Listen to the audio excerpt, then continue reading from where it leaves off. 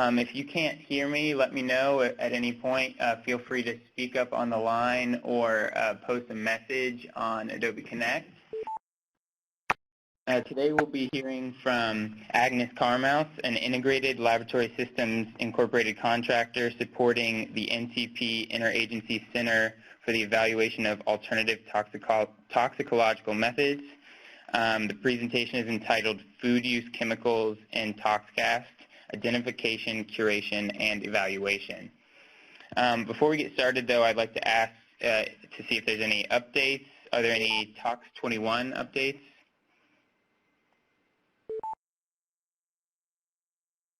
Any NTP updates?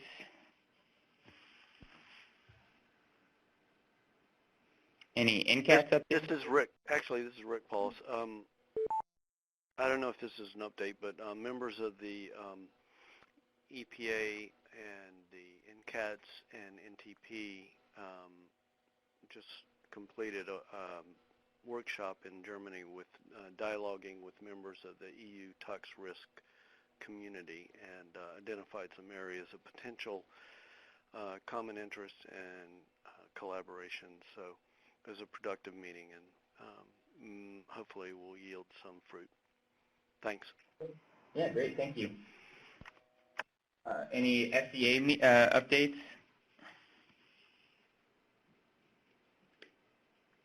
Any ToxCast updates? And any ExpoCast updates?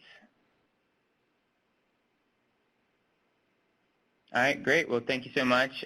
Just a reminder that the next Communities of Practice will be October 27th and will feature Stephanie Padilla from the Genetics and Cellular Toxicology branch of the EPA's Integrated Toxicology Division and Scott Glaberman from the University of South Alabama. So we hope you'll join us for that. And with that, I will let Agnes take over. Thank you, Cameron, and thank you for the invitation to present here today. The work that I'll be sharing was largely done actually at NCCT before I transitioned over to ILS, but nonetheless, I'm here to show you what we've done since and the full scope of the project. So the goal of this project really was to compile an inventory of food use chemicals, and we decided to focus in specifically on the United States. The idea was to evaluate the chemical landscape. What are food use chemicals? Everything from a pesticide to a direct additive and everything in between. And then, of course, evaluate how many of these are in ToxCast and what did that data look like. So by way of an overview in specific, the identification of these food-relevant chemicals included a compilation of an inventory by mining multiple databases. And then we used some cheminformatics approaches to kind of look at the chemistry encompassed by the chemicals in the inventory we compiled. And we categorized the chemicals based on use. As I mentioned, there are pesticides or residue chemicals, there are direct additives, and so on.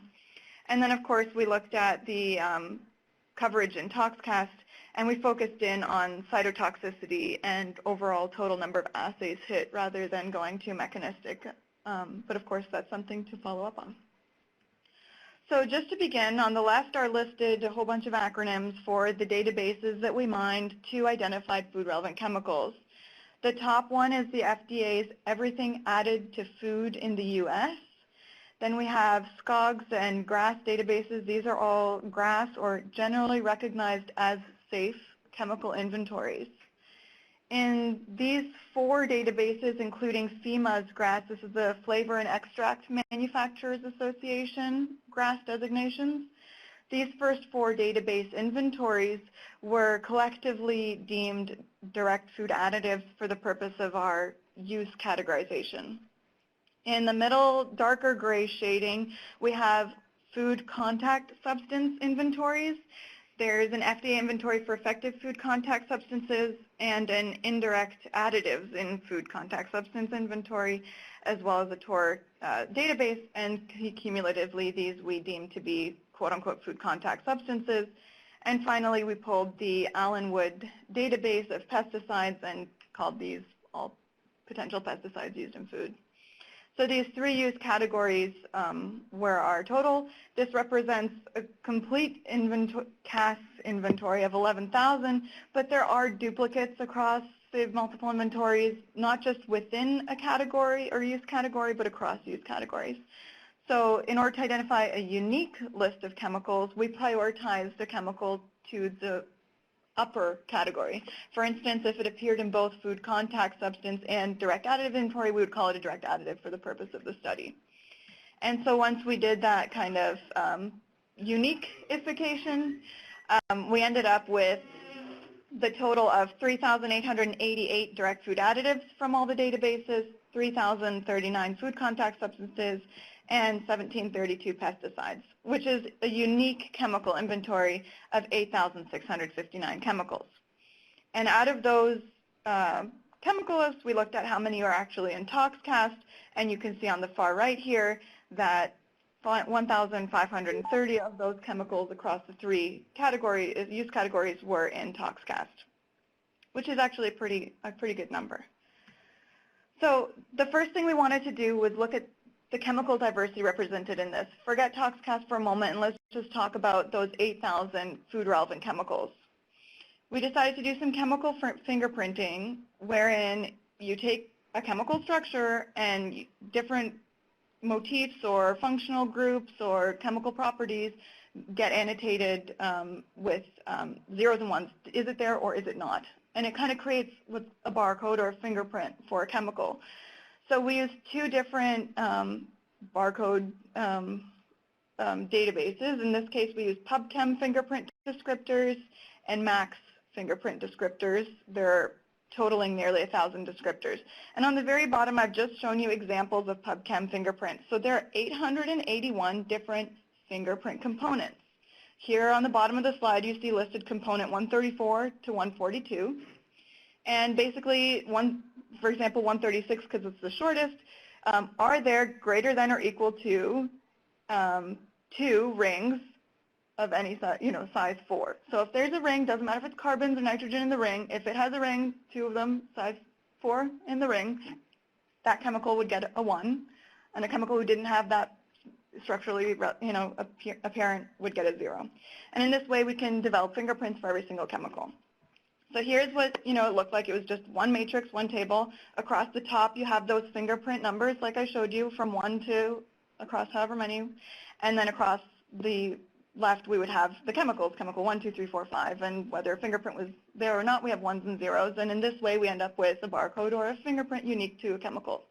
And using the similarity of these barcodes to each other, we can look at which chemicals are most similar or less similar. Of course, this method depends greatly on what fingerprint database you use, because that's going to deem which ones have similar or less similar ones and zero calls.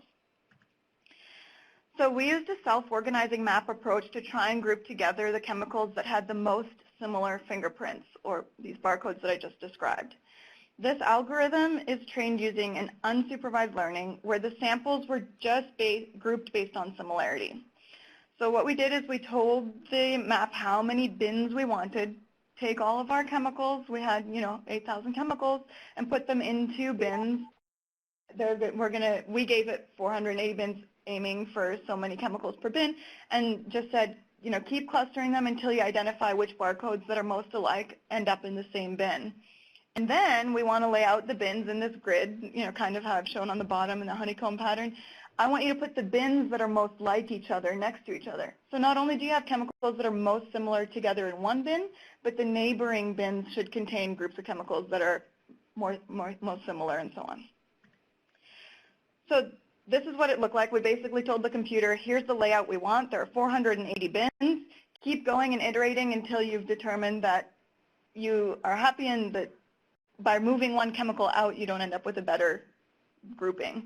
And it would move one chemical and keep doing it over and over until, as you can see on the far right, your difference by moving one chemical around starts to level out at no difference. We found a stable clustering that really does put the most similar chemicals together and near each other. But of course, the computer knows what's in which bin. To me, a grid like this means absolutely nothing. So what we do once chemicals live in each bin is start highlighting to ask for certain things. So for example, In this map, I've asked it, tell me the percent or proportion of chemicals in each bin that were labeled as direct food additives. They were that use category number 1. Any gray bin has 0 chemicals that are direct food additives, so maybe there are pesticides or other chemicals in that bin. But any bin that is colored red is 100% containing only chemicals that are direct food additives.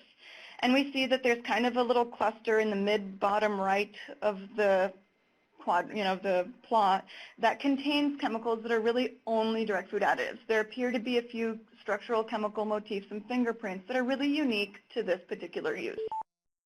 And if we continue doing this highlighting, shading across different categories, we can look for pesticides. So now I've put the plot I showed on the left, and on the right are the pesticides. And you can see the pesticides are on the complete opposite side of the plot. All the bins that contain only pesticides are far, far up, far, far left. And obviously they have their own chemical identities as well, because there are a lot of bins that are just 100% pesticide. There's no other chemical in that bin. And of course we can fill in the middle what the food contact substances look like, and they kind of overlap between the two. Now you will note that there are just a few white bins. The white ones have no chemicals in them. The computer decided the neighboring bin doesn't have any chemicals that are really like that one. I'd rather put all those chemicals in another bin than to fill it in, just because of the unique and structural differences. So then another thing we can do is say, okay, tell me the mean number of assays in which each chemical from that bin was active in ToxCast. Knowing that not all chemicals were active in ToxCast, the plot was generated with 8,000 chemicals, but only 1,530 were in ToxCast. Not all bins are going to have any activity, and not all chemicals in the bin will have activity. But it still gives us an estimate of chemicals that are kind of most alike. What kind of activity do we see in ToxCast? So I've pulled out for you what the greatest proportion of active looks like, and that's that red bin that I've popped out. The chemicals with the CAS number in red are the ones that were in ToxCast. The remainder we don't have ToxCast data for, but they're structurally the most related, or chemically most related. A lot of them have either a benzene ring or tin-containing chemicals. And these ones had overall the largest proportion active, meaning out of the number of assays tested in ToxCast, it came up active in the most proportion of active. Another evaluation we did, focusing in on just the 1,530 food-relevant chemicals that were in ToxCast, now we're zooming in on just ToxCast-relevant chemicals, was to look at the relative cytotoxicity. So to do this analysis, what we did was essentially obtain the mean AC50 at which cytotoxicity was observed per chemical. Every single one of the food-relevant chemicals was evaluated in at least 14, if not more, of the 35 cytotoxicity assays in ToxCast. However, in order to get a mean cytotoxicity concentration for a chemical, we required that the chemical do cause significant cytotoxicity in at least 3 of those 14 or more tested assays. What we found was for the direct food additives, only 10% of those chemicals even elicited significant cytotoxicity. So only those 10% were amenable to obtaining an average cytotoxicity value, which are plotted in the plot. And that's why its box plot is a really narrow box plot. On the other hand, when we look at food contact substances, about 30% of those chemicals had significant cytotoxicity in at least 3 assays, and you can see the distribution. It's a little bit lower, closer to 10 micromolar on average, at which the chemicals cause cytotox. And of course, pesticides had the greatest proportion of number of chemicals causing any cytotox and had the most lower tail or more potent cytotox values. We also looked at the number of assays in which chemicals had significant effects. The white box plots are going to be your unfiltered. So this is just counting in the ToxCast data, was the hit call yes, the chemical is active in this assay, and how many assays was that hit call a yes. Then we said, look at the AC50 in that assay, and if the AC50 of the active hit call was equal to or greater than that mean cytotox value that we obtained on the previous slide, then I'm going to call that cytotox related or stress related and not really a specific effect. And I'm going to change it to not counting as active because I don't believe it's specific. And so in this way, we're filtering for cytotox, and we do our filtered count, which is the hashed box plot, to say only give me the count of assays in which the chemical was active and the activity had an AC50 lower than cytotoxicity is observed. And this takes our mean number of active endpoints. For example, if we look at the direct food additives, from on average 50 assays active per chemical down to on average 5 assays active per chemical. And this becomes a far more reasonable number to plow through if we want to look specifically at chemicals and find specific activity. Now I don't have to look through 50 assays and interpret what they are, but rather look at 5 and say, oh, you know what, they might be all estrogen receptor, something targeted. It could be a little easier to look at. The numbers across the bottom are telling you the number of chemicals that have any activity. So for the direct food additives, again, if we look at that first portion of the plot, the 62 chemicals were contributing to the distribution unfiltered, meaning there were 62 chemicals with at least one hit in ToxCast.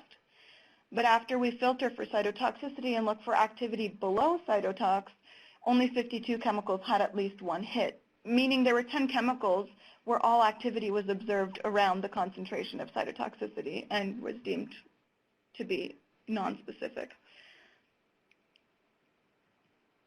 So the summary so far is that we did identify chemicals broadly across all sorts of food use categories using publicly available databases, and that the chemicals, not only did we categorize them based on use from the database we obtained it from, but the chemical information structurally supports that these uses have unique chemical structures and chemical properties. And then, of course, we did some ToxCast looking, and we identified cytotox and activity. One of the observations we were looking through this when we did mine through and say, oh, what was that most potent cytotoxic food additive? And what was the greatest number of actives after filtering for a food additive? We started noticing that we had chemicals in there that are no longer food use in the U.S. For example, it might have been registered as a direct additive long, long ago, and so it lives in the database because it was once a registered food additive, but it's been reversed or its registration is no longer active, and we pulled it because we mined the whole database. That's no use today anymore. Another example is all GRAS chemicals for the purpose of our analysis were grossly lumped into being direct food additives. But GRAS just means it's generally recognized as safe. And while a lot of them are direct additives, GRAS has very, very specific detailed documentation in all of its registration for what use, what amount is deemed recognized as safe. And sometimes that use is to be used as an indirect additive or a packaging material or whatever. So going through some of those GRAS registrations and determining whether categorizing it as a direct additive really makes sense was worthwhile to go back and look at. The nice thing about this was that some of the chemicals we found to be really cytotoxic, and we said, whoa, why is this even in a direct additive, turned out to be the ones that have been reversed. So it was a really good check to say, you know what, the ToxCast data really did correctly identify horrible chemicals, and luckily we've actually already found it and it's no longer being used as a direct additive. But we wanted to go back and do some manual curation for the chemicals in ToxCast to better categorize and understand current day use in the U.S. So this brings me to this manual curation portion of the talk, where the focus was on chemicals that are of relevance for food use in current day U.S. So it doesn't mean that the chemical might not be abundantly used in the United States, but the question was, would we be exposed to it through potential food use? And so any pesticides that are high abundance but are not applied towards food crops would have been eliminated from our inventory. So we eliminate chemicals that are no longer approved. We eliminated chemicals that are foreign use on food because, again, we're focusing on the United States because there are some chemicals that were foreign use but did have importation tolerances, in which case we would be exposed with food use, and that remained in the inventory.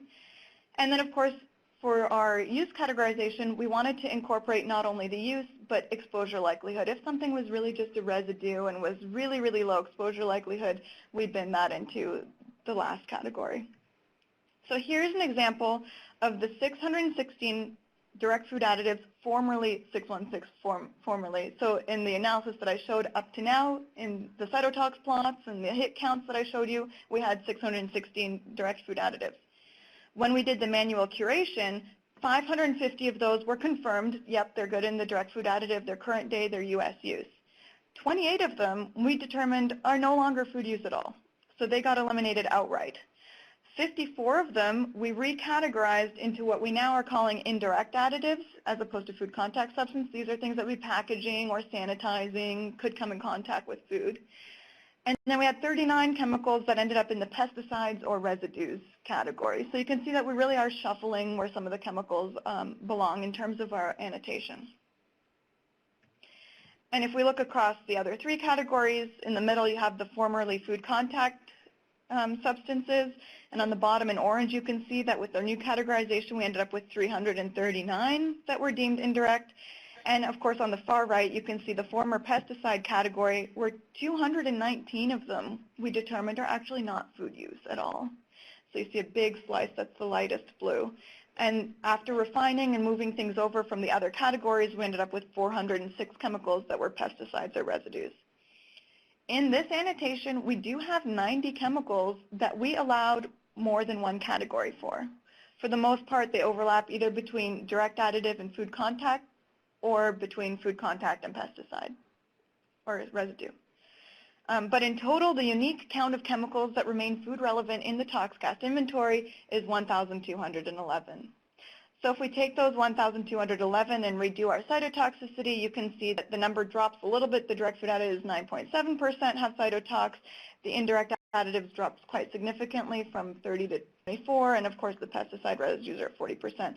And you see that the distribution of values for those mean cytotox are a little bit tighter than they were before. We don't have as many outliers because a lot of those really potent outliers that you saw dots for on the far left in the previous plot are actually non-food use anymore.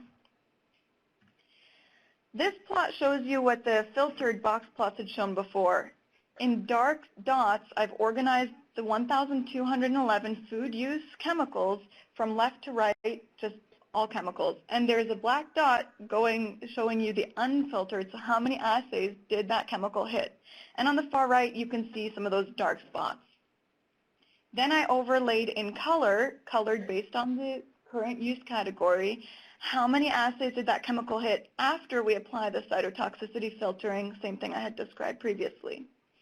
On the far left, the filtering doesn't really affect the number of hits, therefore you can't see the dark spot because they're actually overlapping. And a lot of those spots on the far left are going to be your greens for the direct food additives or your blues where you have a very specific activity, you don't have cytotoxicity. Of course, if the chemical only hit 2 assays, you don't even have the 3 required to get a cytotox average.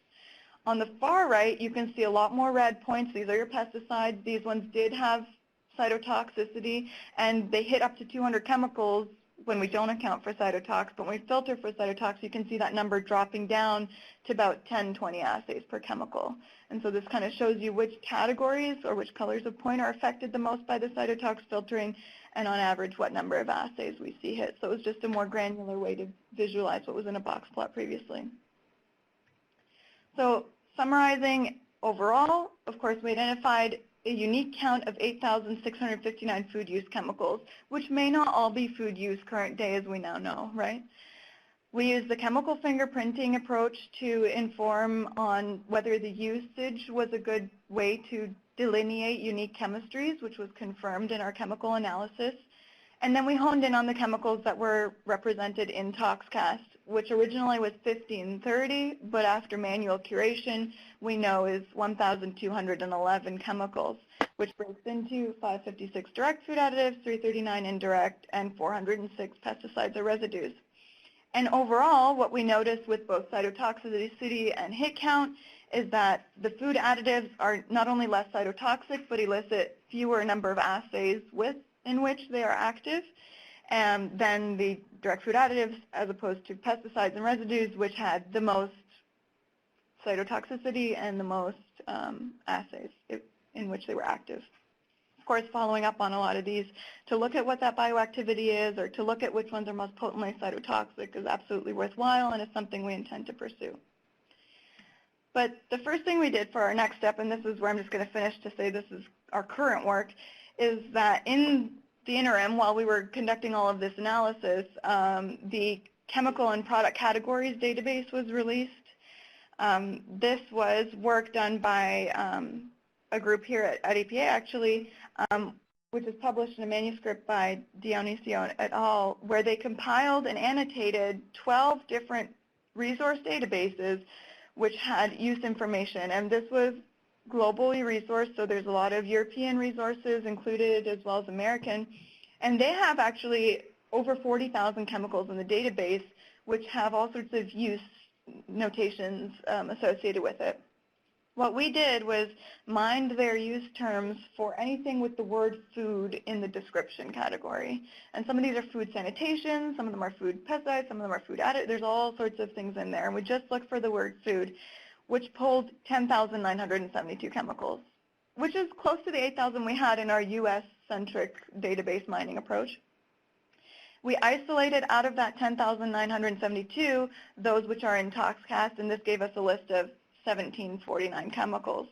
And when we compare that to the flow that I just showed you where we identified our 1,530 and compared the two lists of food-relevant chemicals in ToxCast, we found that actually 1,276 were in common, which is the majority. The 473 that are ToxCast chemicals from CPCAT, which we did not have in our inventory, we're going through right now, but I can tell you preliminarily largely associate with the Nordic countries, their SPIN database, which again would probably not be US relevant, although we are looking to see if there are any residue or importation tolerances. And what I'm showing on the little arrow to the right out of those 1,276 is how the categories look for those 1,276. And the manual curation reveals that even out of those identified by both approaches, including what I showed you today and CPCAT, there are 122 that are not food relevant for the U.S., right, current day U.S. So despite what database you use to... The leader has muted your line. To unmute your line, press #6. Current day U.S. relevance. And with that, I'll just finish on acknowledgments. I'd like to thank ILSI North America, who actually initiated this project back in 2012 when I received a fellowship to begin looking at this. Allison Kretzer and Monty Christian were instrumental in making sure this project moved forward and is still alive today. Dr. Tom Troutman and Lori Fix were critical in the manual curation efforts to go through those 1,500 chemicals and manually evaluate relevance and categorization. And of course, colleagues here at the EPA NCCT, Dr. Matt Martin, Keith Hauk, and Dane Filer, who are co-authors on the manuscript in which we present that list of 1,530 and some preliminary ToxCast results, and the citation is provided at the bottom of the slide. And with that, I'll take any questions. Thank you for your time. Thank you, Agnes. I'll go ahead and open up the phone line. So if anybody on the phone has questions, feel free to speak up, and you can also type them into the chat function on Adobe Connect.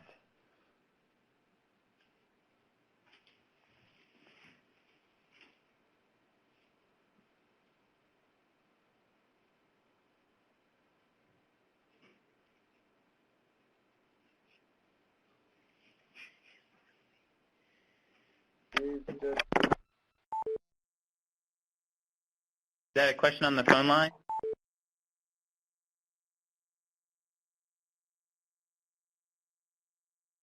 I have a question.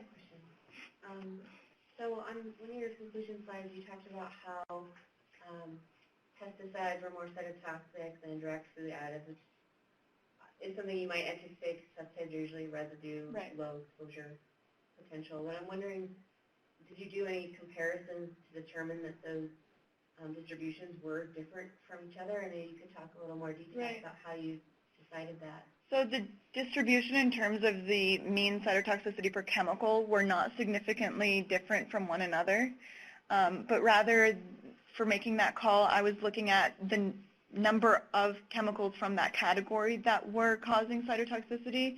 So for the food direct additives, you only had about 10% of the chemicals that even caused cytotoxin in one of the 35 assays, whereas for the pesticides, 40% of those chemicals had at least, I think it was 10 or more assays in which they were cytotoxic. So just across the groups as the gross number of chemicals, it wasn't with respect to potency, but rather the overall number of chemicals per category. So for the chemicals that were cytotoxic, their potency distributions were not necessarily different? Correct.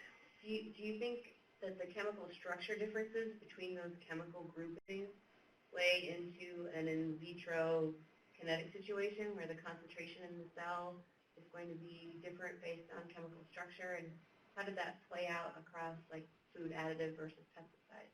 Yeah, I would love to follow up on more of the cheminformatics and integrate that with some of the ToxCast results, but we haven't done that at all yet. Yeah. We do have the data, so it would be certainly interesting to follow up on. I have a question. You classified those chemicals in different bins. Did you use them based on the PubChem, or was it on a MAX fingerprints? So we actually use both MAX and PubChem. So instead of the 881 that PubChem would be or the 166 that MAX would be, we used a list of 1,000 You mean descriptors. Both together? Mm-hmm. Okay. Yep, all together. Are you interested in having some different fingerprints, like estate or glycoside or some structures? Yeah, there are a whole lot more possible, but we chose those two because PubChem is typically a little bit more structural in nature, and MAX has a little bit more of the phys-chem property integrated, and so we decided that those two covered it. But you could do it with a whole bunch, and I'm sure it would turn out a little different each time. Yeah, because what I see is pesticides. I see maybe some organophosphates or some where estate fingerprints would be very helpful in that sense, right, which covers the electrostatic right. Yep. Domain. Yep. Yeah, no, I appreciate that, and you know, this is something we can redo with any fingerprint descriptors. So I do see a few questions on the chat function. The first says, when you look at the groups you derive from the self-organizing map, what percentage of chemicals are not in groups that are well covered by diversity of assays and ToxCast, and how will this be used to prioritize future testing? So I can't speak to ToxCast testing and, you know, prioritizing testing. But I can say that we have not integrated the cheminformatics with the ToxCast data. The cheminformatics approach was done entirely just on the food-relevant chemical landscape, where we used all 8,000 food-relevant chemicals. It did not focus in on the 1530 in ToxCast. We can look at the bins that had chemicals in them and had no ToxCast assay to identify which groups of chemicals aren't potentially represented in ToxCast, but we haven't made any such suggestions or analyses. If anyone's interested, we have published the identities of chemicals in each bin, and that's follow-upable. And the second question was whether we have plans to sort using estimates of exposure or least crudity, and we do not have plans at the moment to sort chemicals based on estimate of exposure.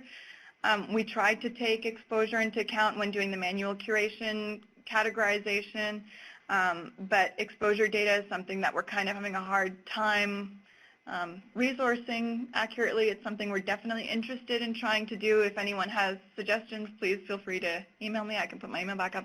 I'd be very interested. We have some estimates from ExpoCast, but for the large part at the moment, we're struggling on getting enough reliable exposure data to do any such clustering or groupings. I think we have one more in the room. Is there one more question? Yeah, I wondered if you re-executed your self-organizing map with your manually curated list of chemicals. So we have not, namely because the self-organizing map was done off of the big list of 8,000, and with larger numbers we saw better results, and we're worried that going down to the 1,200 might be a little bit too small of a data set to do it. You're right, it would be worthwhile trying and seeing if we come up with anything, but we haven't, just for the sake of the fact that the cheminformatics we did on as large of a list as possible, and it wasn't restricted to the smaller list. All right, last call for any questions on the phone line, chat box, in the room. Anybody?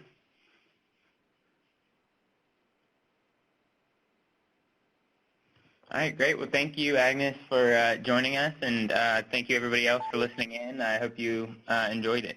Y'all have a good day. The leader has disconnected. The conference will be terminated in 5 minutes.